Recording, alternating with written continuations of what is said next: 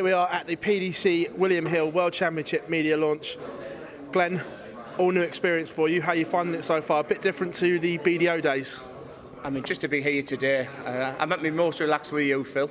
I won't lie, but it's a real honour to be here with Barney and Michael and Nathan right now. And I think it's the timetable starts now. The stopwatch is starting.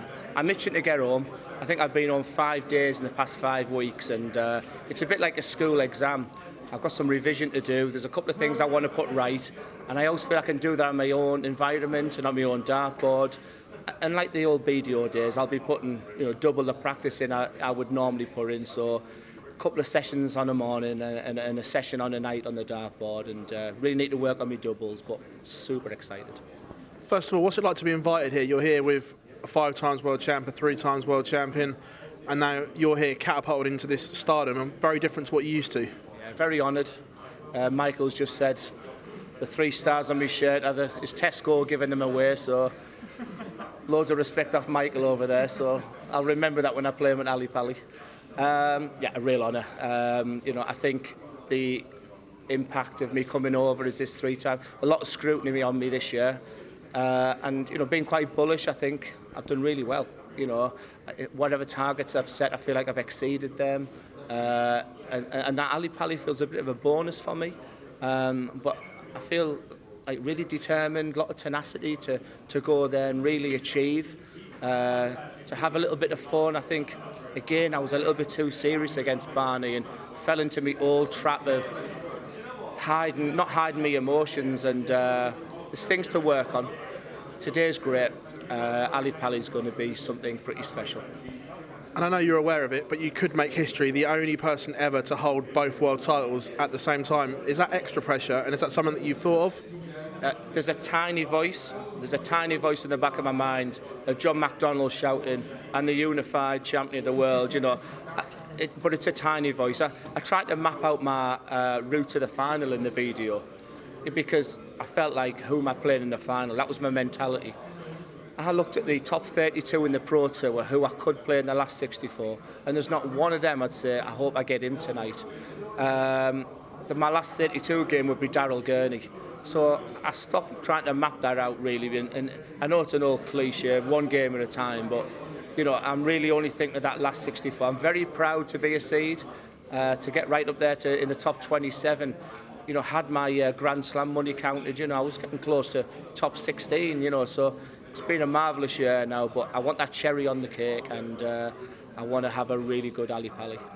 If that were to happen, what would that mean? Because you'd be the only person in darting history to ever achieve it. I was the only person to ever win 3 Lakesides. Bristol won 3 BDO titles, but separate venues. I like setting history, but when I was a BDO player, people would write to me on social media and say, "You're nothing more than a pub player. You wouldn't last with Van Gerwen Anderson." So to come here and win a couple of titles, some semi-final in the majors, and then go on and win the biggest prize of them all, I'd be the best player in the world for 1 day only, and that would be amazing. Are there any nerves yet? Because you're going to play on the biggest stage that you've ever played on physically. Amazing crowd at Alexandra Palace. It's very different to probably anything that you've experienced in a World Championship. Are there any nerves or any reservations yet? I think nerves, for me, 2 or 3 hours before I play, getting that preparation right. I'm a real thinker. Not nerves right now, just a little bit of intrepidation, but a lot of adrenaline, a lot of excitement. I'm ready to put some real groundwork in at home now. One thing about me is I'll always come in shape mentally, and I'll be at my best come Ali Pally. I'm good at that. And that's really what I want to do now. It's great doing all this. It's hard. The hotel life's been a little bit difficult, trying to correct a couple of things wrong from the Grand Slam to the Players' Championship. I haven't been 100% the past week or so either. So it's just time to get home. And if you can't enjoy Ali Pally, then you shouldn't be playing darts.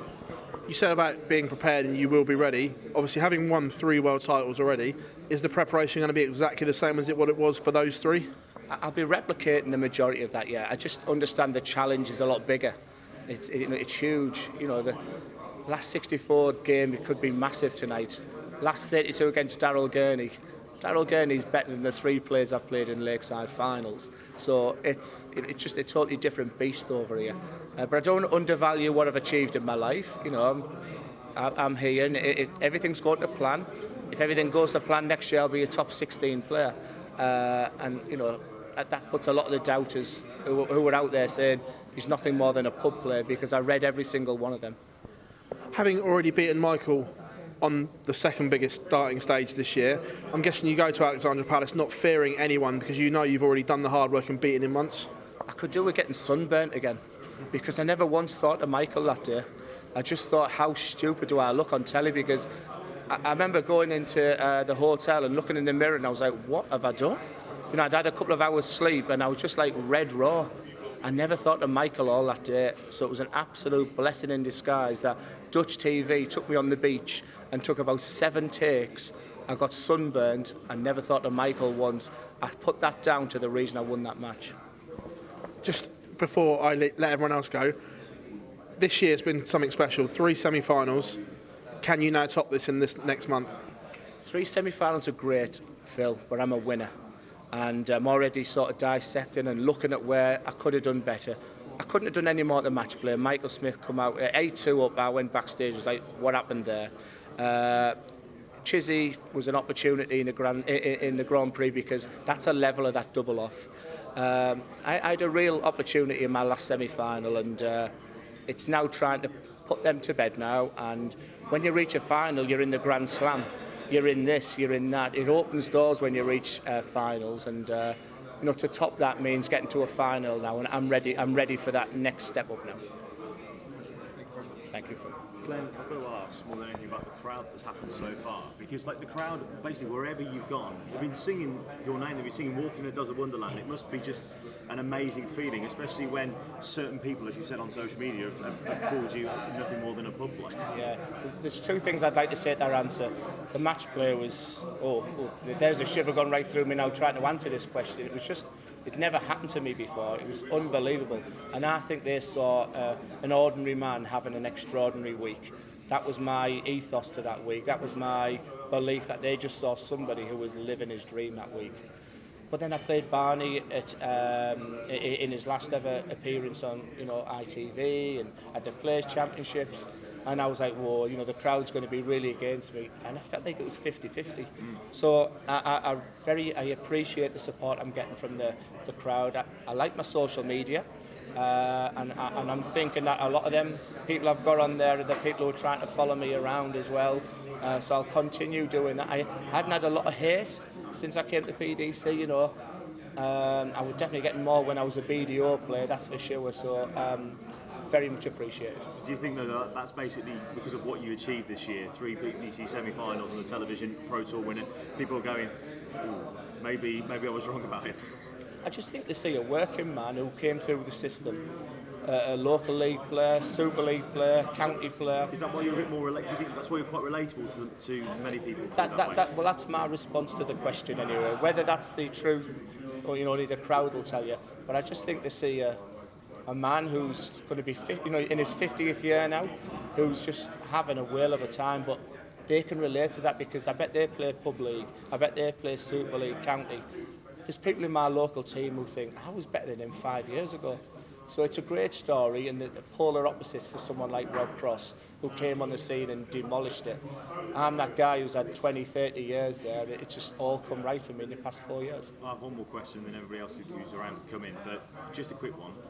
Looking back, when you had that when someone had that Dartler double at Q School, why that double? And you've always said there that if you had gone out at that stage, you wouldn't have come back to playing the PDC.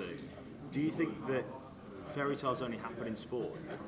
Phil's already asked about you being the only unified ever PDC and BDO World Champ. Is the fairy tale going to happen? 2 things I'd like to say. I'm sponsoring Matty Dennand. I'm paying for his Q School this year, and I've promised him a patch from a sponsor just to say, because, you know, that guy changed my life. He was averaging 109, and many times in the semi-finals or when I felt really down, the probability was I would be sat at work right now. Is it Monday morning? It's Monday morning now, isn't it? I'd be sat at work right now thinking of the only week in the BDO calendar that excited me, which was the World Championships. but instead, you know, I'm now reveling in this opportunity to play at Ali Pali. It's I often go back to them 2 darts at Q School. The scrutiny on me, it's been an amazing year and definitely the best year I've had in darts. Can't wait to see you at Ali Pali. Thank you, Glenn. Thank you. Glenn, looking at the BDO, is it bittersweet knowing that you were the final player to win Lakeside going into the Indigo in January? I like that question, and the answer is yes. Lakeside was my home. I'm going to go back to Lakeside. I don't care if I have a night in Lakeside. Room 187 I stayed in. It was a real special place. I know there's exhibitions there sometimes. It was an iconic place. You know, the Lakeside, when you walked in, it was so scruffy. But there was something about when they put the lights on and they put the tablecloths out, and a final, you had to be there to appreciate how electric it was there. So I'm very honoured to be a 3-time BDO champion and very honoured to be the last person to win it at Lakeside. Handing back your Lakeside trophy recently, it was an emotional moment for you, hoping to potentially trade that up for the world title at Ali Pali in January. It wasn't an emotional. I was sick of the trophy in the end. Genuinely, you know, when I went to exhibitions, it's, you know, you've got to look after it. You get to 11 o'clock at night in a pub and people want to grab the trophy and that. In the end, I was a little bit. It was time for that trophy to go, and I've got my eyes on that unbelievable trophy I'm looking at right now. I've just held it there. It must be 3 stone. So when I watch Gary Anderson lift it over his head and Michael's lifted it above his head, I'm sure if I tried to lift that in January over my head, I'll probably collapse, knowing how weak I am. But it's an amazing trophy. It's an unbelievable time to be in darts, and I feel very privileged, and I'm looking forward to a great run. Your name's been potentially linked with the Premier League for next year. How flattering is that? And are you looking to potentially put a good run together here to get yourself in contention? Yeah, I think your answer's in the question as well. I find it very flattering, and people talking to Simon Whitlock, who feels like I'm in a real great chance, and you know there's Mensah and Chizzy, and I think Ian White deserves a real shot at something like that. If you offered me now the New York, I'll take that over Premier League, and I'm not greedy. I've had a dream that, I am not a dream. I've always said on my 50th birthday, I wanted a real Home Alone moment. You know, the snow in New York, it's all booked up for next year. Imagine if I got that New York experience in my 50th year at the World Series. So the Premier League it's a dream. But if I get beaten the last 64 at Ali Pali, I don't deserve to be in the Premier League. I've set a foundation with them 3 semi-finals. Now I've got to go on and and make something a little bit special. And a quarter-final at Ali Pali, a semi-final, that could just cement that place. Finally, looking ahead to the Alexandra Palace, how much are you looking forward to going up that big hill for the first time? I don't know about a hill. I've never been in Ali Pali, don't know where it is. So I just pray that I'm not on the opening night, because I would love to acclimatise. I'd love to go and watch a game. I don't even know where it is. They're telling me about this hill, and I knew Lakeside so much. I found a little workman's club, and I used to spend a lot of my time there. I'm going in here blind. Every person who I talked to, every player said Ali Pali is the best stage, the best place to play. And if it outshines Blackpool, then it's going to be a pretty amazing place to play. Thank you very much for your time. Thank you. Just a couple of questions from me, then not about you, really, more about the world.